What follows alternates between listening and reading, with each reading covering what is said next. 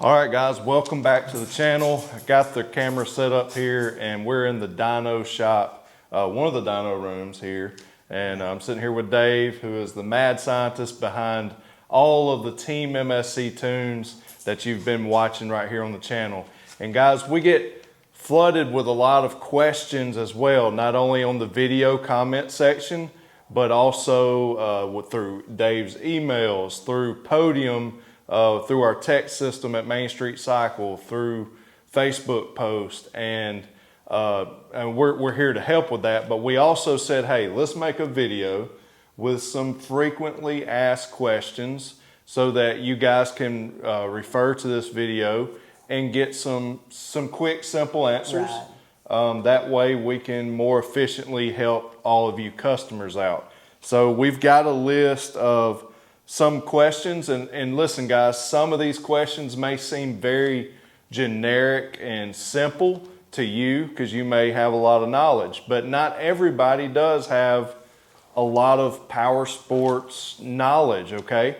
So some may be complicated, some may be simple, okay? And we'll start out with a simple one, and Dave's also got some questions here. He's going to be sharing some answers because I'm not the tuner, he is. He knows a lot, way more than I know. So, but anyways, one of the first questions that we have, and also by the way, comment down below if you have a certain question about ECU tunes, comment that and we will get in the comment section and try to answer you in some way, shape or form, okay? So yeah, give this video a thumbs up now. Make sure you hit that subscribe button, turn the notification bell on, and comment below. It just helps more people see it, helps your boy out, and it's totally free to you. Anyways, do you have to get an ECU tune with new exhaust? With probably half of the questions that we're going to answer here, there is not a perfect answer. Yeah. But let's say it that way. So if you have bought an aftermarket exhaust, a muffler, and it is very close flowing to the factory one, then guys, no. Do you need a tune if you have not put a muffler on your bike at all? Yes. So no matter what question you ask me, the answer is yes. And I don't know if that's an easy way to say it, but I think these bikes need tuned right off the floor for a lot of reasons. And we do it for dependability, to cool it down, rideability, get the AFRs right, open torque tables, extend rev limiters where they could benefit.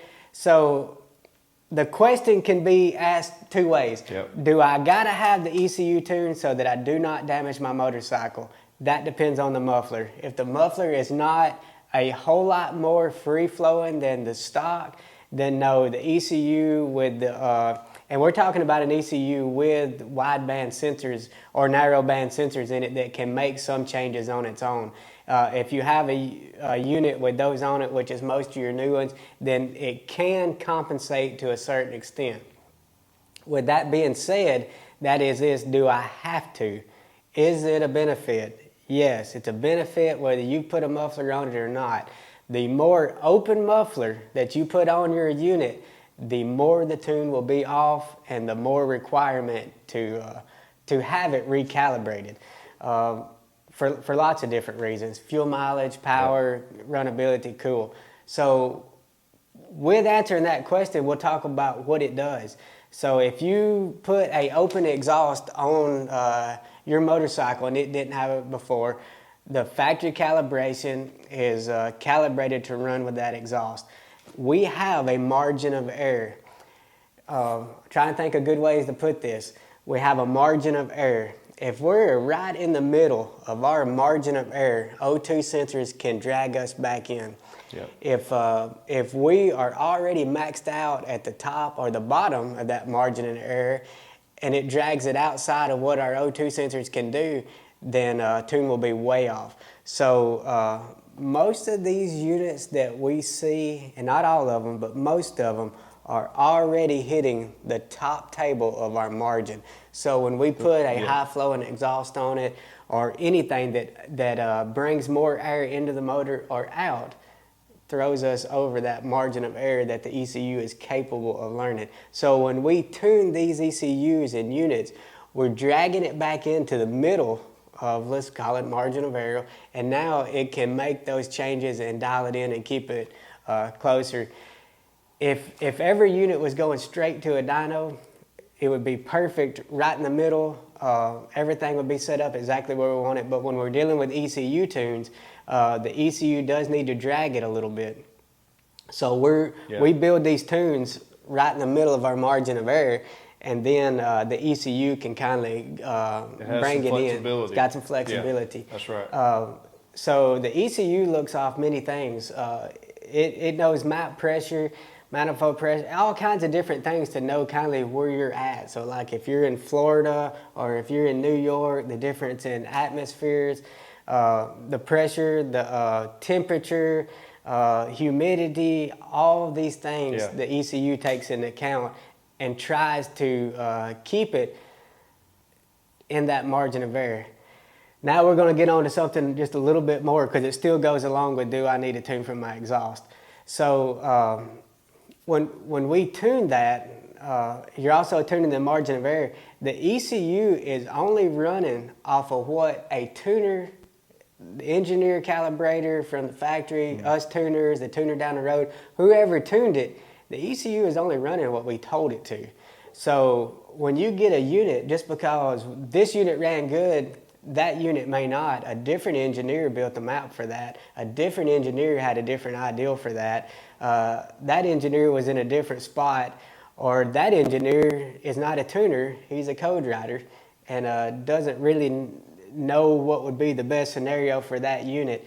Hours and hours and hours of dyno tuning different exhaust helps us as tuners understand what that particular unit may like.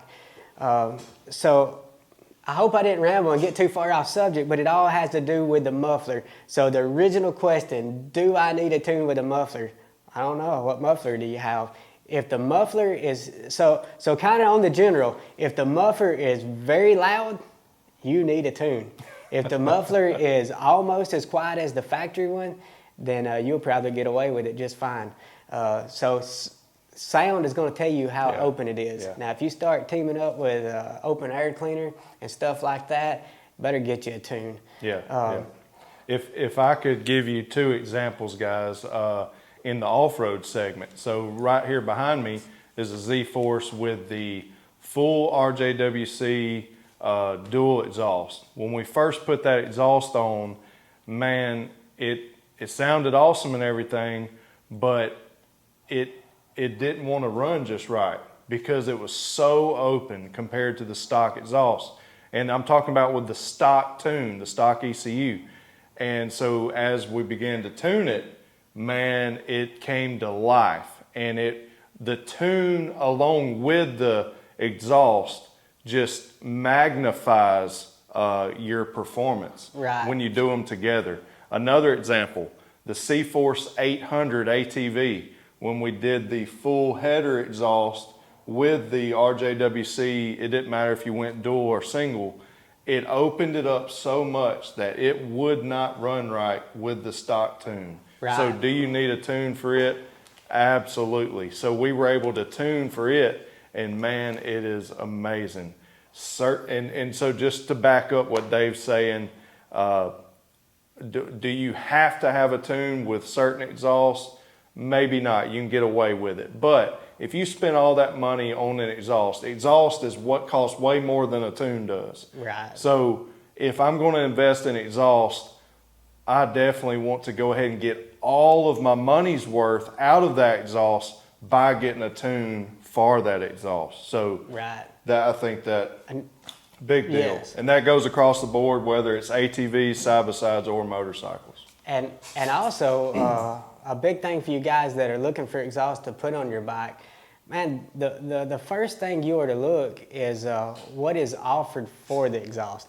So have I seen that exhaust on another bike? And I'll just take Main Street Cycle, for example. Have they put that exhaust on a bike, and have they got a map for it? I would pick an exhaust that a map was custom built for that exhaust than the easiest thing I can find on the internet, but because you already have really good tune made for that. So that should be one of the first buying steps in an exhaust. What are my availabilities on a good tune for? Yeah. And as far now, I hope that this is covering more than just our CFMOTO audience, because we tune for a lot more than just CFMOTO. Yeah. I mean, you've been tuning Harley Davidsons for years and years and years, but also Polaris guys, Can-Am, Kawasaki, all the above.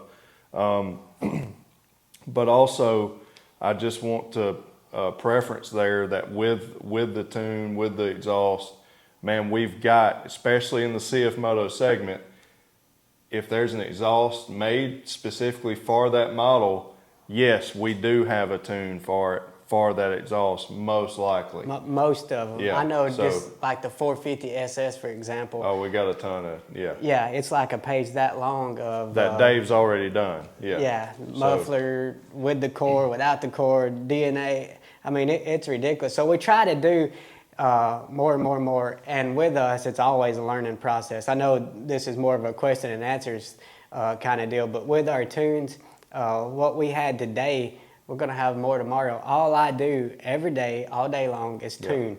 Some guy just pulled up for a Harley. We'll tune it while the customer waits, and it'll be back out the door. Right. And in the Harley world, every Harley off the floor needs tuned.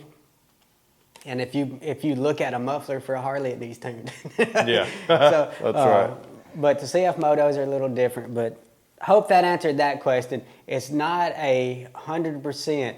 But go off of sound. If it is a lot louder, guys, it needs tuned. You're going to be running lean. It's going to get hotter, less miles out of your bike. And also lean. So if you put an open exhaust on it and you gas it, and man, it sounded good, and it sounded like it was doing a lot, but you really don't feel the power behind it, it's probably running pretty lean. Lean revs up fast with no power, kind of to back it up. It's a good way to explain it. When you get some fuel in there, may not rev quite as fast, but will still be fast. Now, don't get me wrong, it ain't gonna be dead or anything, but lean revs up fast with no power. Rich, or where it needs to be, it'll just have power to back it up. So it don't seem like it revs as fast because the bike is pulling hard through it. We're building more torque and stuff. Takes fuel to make torque. All right, so we spent a lot of time on that question, but it's probably one of the most commonly asked questions. So that's why we wanted to get real detailed with it. Real quick, we'll knock out a couple of quick answered ones real quick. Can these speed limiters be taken off? Yes. Yes. Yeah. That four-wheel drive, diff lock, or low, all that kind of stuff. Yeah. We take that off, and then it's limited strictly to how much power it can push the machine then. Can you adjust the power steering regardless of speed? Now that's going to come down to certain models. The people that are asking this question is going to be with those that have power steering on their machine, and maybe the power steering that kind of can adjust whether it's high, medium, or low, or the one that just adjusts whether you're going fast or slow, right? So typically on those type, the power steering is faster or stronger at slower speeds, and then the power steering kind of lightens up or stiffens up when you're going faster, so that you don't just twitch it. But with the power steering, that's not something that we fool with. It's not something we adjust. Most units, that's a different module altogether. It's totally separate, and that's why. Not that we don't just have the ability to. It's just something totally separate, not in the same realm of tuning the ECU. Yes, and it's you got to keep people safe, and that's one of them things to me that you get to messing with it, and then you hit a glitch and it jerks you off in a ditch. Some of the stuff as tuners we won't never try to get into. That's true. So we'll move on from that. What else? You want to do the tune with the clutch kit thing real quick? Yeah, so that's a good one. So should I do a tune with a clutch kit? And if so, say I'm on a budget, which one would you do first? Say I want to get both eventually, but I'm going to get one, then I'm going to get the other. But which one should I do first to most benefit myself in the long run? It's kind of a tough question because this is another one of those where there's no just broad answer, because it really comes down to you and what you're doing. What if you're putting big heavy tires on your machine, you're going to tune it and clutch kit it? Well, I'm going to say you're going to benefit from both together. Well, let's cover that real quick. Does a tune and a clutch kit work hand in hand in optimizing the power and performance of your machine and efficiency of your machine? Oh yeah, absolutely. Because now not only did we raise limiters and RPM limit and torque tables, but the clutch's ability to go to those limits and beyond have extended with a clutch kit. So they work together just like your tune and your exhaust works together. So yes, you greatly benefit with both of them together. Now, if I had to pick one first and knowing I'm going to get the other later, I think that still comes down to what I'm doing, right? Yeah. Give me some input there. So it's not a one size fits all answer. Exactly. But to kind of understand what's going on, if you put bigger tires and stuff on it, you're changing everything about how that clutch works. Yeah. And in my opinion, if you haven't done exhaust, or if it's not just a crazy where you're going to damage the motor or anything like that, my suggestion is get the clutch first. Yeah. If you can only get one, but you need to do them together, Absolutely. in my opinion. But if you can only get one, do the clutch. If you've changed tires, if you've changed, put big heavy ones on it, if you're looking for something different out of the clutch, you probably need it first. Now, if you've put a clutch on it, everything about how, and that's what a lot of people don't understand, everything about how that clutch works, especially in more advanced units, it's got to do with the tune. Upshift, downshift, how it operates, when it hits its peak power. If you put an exhaust on it and we took peak power from 7,000 RPM and moved it to 7,500 RPM, now we kind of want to move that tune to where the clutch kit will stay engaged and on top of its peak torque at 7,500. If we put tires on it and we drug our torque curve one way or the other by changing tires, now it's great for the tune to put it on top. So those two, they do go hand in hand. You do need both of them. If you do one, you'll get benefit out of the other one.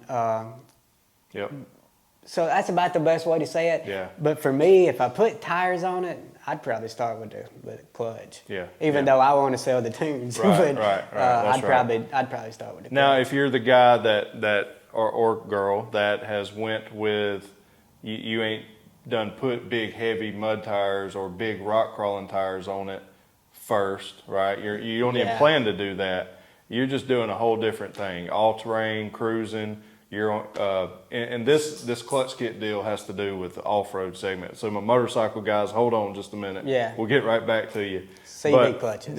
Yeah, this is CVT clutching.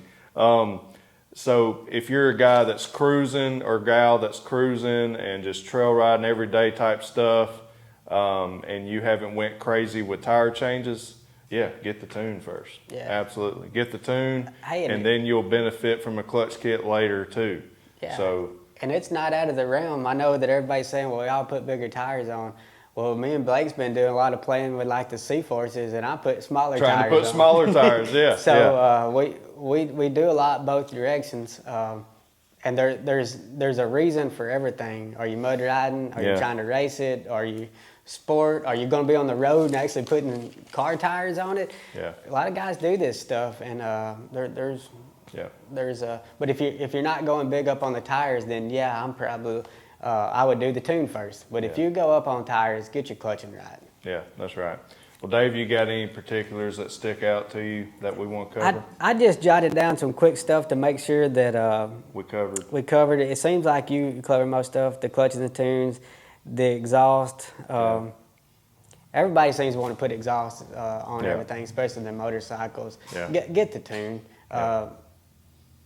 You ain't going to get the benefit out of your exhaust without the tune. Yeah. In fact, 9 times out of 10, if you put just the exhaust, I ain't saying every time, we've got videos where it didn't work that way, but 9 times out of 10, if you put an exhaust on your bike, you lost power if you don't do the tune. You can't lean it up, make it more free-flowing and expect to gain power. You got to give it the fuel that it needs for it. One thing, so speed limits, torque limiters and AFRs, big. That was some of the big stuff, and you've already covered that. We can change the speed limiters.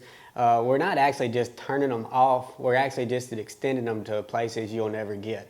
So with speed, and we see it a lot on a dyno. So a dyno, we're showing the wide open speed. Now we're on a dyno, and we don't have a windshield with wind resistance, and I don't have maybe the guy that put 150-inch tires on this thing and think it should run the same kind of deal. The bigger tires on it, if you're at a horsepower max, so let's say that we have 70 horsepower to play with, and I can run 70 miles an hour, and then I put bigger tires on it, and I get a tune at the same time, and I call in and say it slowed down. It did not slow down because of the tune. It slowed down because you had 70 horsepower to pull your massive, heavy, big tires, and you didn't change gearing on your clutches or anything else. And now we don't have the power in the machine to make it go 70 miles an hour. Now we're maxing out at 65, or vice versa. You might left the same tires on there, now we picked up 5-10 miles an hour because we have power to push through it. Right. But what we're doing is we're making sure that your unit is not limited by a speed limiter. We're giving you everything that it's capable of getting. Torque limiters, RPM limiters, all these things play in these factors. If you re-clutched your machine and you didn't tune it, now we may get into a torque limiter because the ECU didn't like that. You went right into the torque limits of it, and now it was hitting torque limiters, which sound like a rev limiter when you're riding it. Or you actually hit rev limiters because now we re-clutched it and it's trying to operate in a different area. All these things have to be tuned out of it and taken into account. Hope that answers that a little more. We're just putting the stuff so where you can't get to it. If you put 150-inch tires on it and it slowed down, yes, it probably did. ECU types and years. When you're sending in ECUs, especially with like the power ECUs where we just mail you an ECU out, there is several ECUs that changed year model or changed even 3/4 of a year. So it went from one ECU to a different ECU, and then I get Wendy calling me and upset because I sent the guy a wrong ECU. I didn't send a wrong ECU most of the time. I do make mistakes. But what I sent was an ECU where you give me the wrong year model, or they made a change that made both of us a liar. So you thought you had something on it different, and I thought you had something on it different. So... And just to clarify, he's talking about like the power ECU. Yeah, the power ECUs. Where I mean, when you send us your ECU, you're getting yours back when we finish tuning. Right. This is talking about when you purchase the power ECU that we've tuned, and then we ship you a whole set, like you're getting a whole nother ECU with the tune in it. So just want to clarify. And you're giving me those details of, hey, I've got a 2024 CFORCE 1000. Well, I'm gonna send you an ME 17 ECU power ECU program for that. Or if you tell me you got a 24 but you really rather got a 23, well, now you've got a different ECU on it. And I wouldn't say that I'm struggling, but I have had a few go out. MSC's taking care of it. We're getting you the correct one back out. But it is a mistake that is happening because of that scenario. So if you could take a picture, which I know it's hard, but if you could take a picture and send that in with your email for your order or anything, not to me, send it to Main Street Cycle. Yeah, you can just text it to teammscparts.com. Yeah. Text it. Yeah. Text that picture. Guys, that would help out a lot and could save, you know, just a little more downtime. Yeah. That is when one you get question. when you get the power Yeah. ECU, if you want to do that, yeah. Not the end of the world, but I just Yeah. wanted to cover it. Right. It's not a common thing that happens. It's just there's potential out there due to mid-year changes by the manufacturer. Yeah. And if you're just telling me your model and what you got, we could have two different ones in a very short time that makes it difficult. If you think you have a 23 and you actually have a 24, or you think you have a 24 and actually a 23, and that could be other year models, but only matters on a power ECU. When you send your regular ECU on it, that is another question I get constantly, and they'll email me, hey, I accidentally ordered the wrong thing on Main Street Cycle and I shipped you my ECU. Guys, you can ship me your ECU and you can tell me it come off a golf cart, but when I pull the data out of it, I know what it came off of, and I put the tune in it that belongs in the ECU that goes with you. So I don't tune 100% off the notes unless you're doing a power ECU where I don't have your stock ECU to pull the data out of. But when I pull your data from your stock ECU, I know what you have, what it came off of, and what I'm doing and where I'm going with it. Yep. So don't worry about that. Now give me the most correct data because it saves me time. Yeah. But you're going to get back the correct tune for what you sent in, because I'm not going 100% off the notes. I'm looking at the data in it. Yeah. We can go over like some of the dyno stuff because that's a question, or do we want to keep this strictly on ECU stuff? That's up to you. I'm sure it's went a little bit. Let me make sure we're recording still. Okay, we're good. We're good. Okay.